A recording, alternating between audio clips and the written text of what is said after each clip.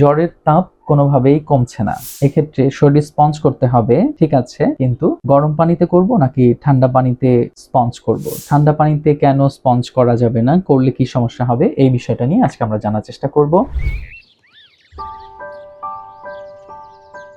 আসসালামু আলাইকুম, আমি ডাক্তার মনিরুজ্জামান। যারা এই মুহূর্তে আমার পেজ থেকে এবং আমার ইউটিউব চ্যানেল ডক্টরস ক্যাফে থেকে দেখছেন, সবাইকে অনেক শুভেচ্ছা। আশা করি সবাই অনেক ভালো আছেন। তো অনেকেই আমাদেরকে এই সমস্যাটা নিয়ে আমাদের কাছে আসেন, বা চেম্বারে অনেক মায়েরাই আমাদেরকে এই ব্যাপারটা জিজ্ঞেস করেন, অথবা অনেক ক্ষেত্রে আমরা নিজেরাই রোগীদেরকে পরামর্শটা দিয়ে থাকি। সেটা কখনোই ঠান্ডা পানিতে শরীর স্পঞ্জ করা যাবে না। ঠান্ডা পানিতে শরীর স্পঞ্জ করলে যেটা হয়, আমাদের ভ্যাসো কনস্ট্রিকশন হয়, বা আমাদের পেরিফেরাল যে ভ্যাসেলগুলো আছে, যেগুলো একদম খুবই সূক্ষ্ম চুলের মতো যে রক্তনালীগুলো আছে, কৈশিক জালিকা, সেগুলো একদম সংকুচিত হয়ে তাপটাকে শরীরের মধ্যে ধরে রাখে। কিন্তু আসলে আমরা চাচ্ছি যে শরীরে তাপ বেড়ে গেছে, এটাকে শরীর থেকে বের করে দিতে। সেই ক্ষেত্রে আমাকে আসলে এই ভ্যাসেলগুলো ডাইলেট করে দিতে হবে বা প্রসারিত করে দিতে হবে। আর প্রসারণটা ঘটে মূলত গরম পানিতে আমরা যখন শরীর স্পঞ্জ করি তখন। তো এই জন্য আমাদের শরীরের সহনীয় তাপমাত্রা যতটুকু সহ্য করতে পারি এরকম তাপ বা কুসুম গরম পানিতে আমরা যখন কোনো একটা সুতি কাপড় ভিজিয়ে পুরো শরীর মাথা থেকে পা পর্যন্ত ভালো মতো স্পঞ্জ করব, আশা করা যায় খুব দ্রুত সময়ের মধ্যেই টেম্পারেচারটা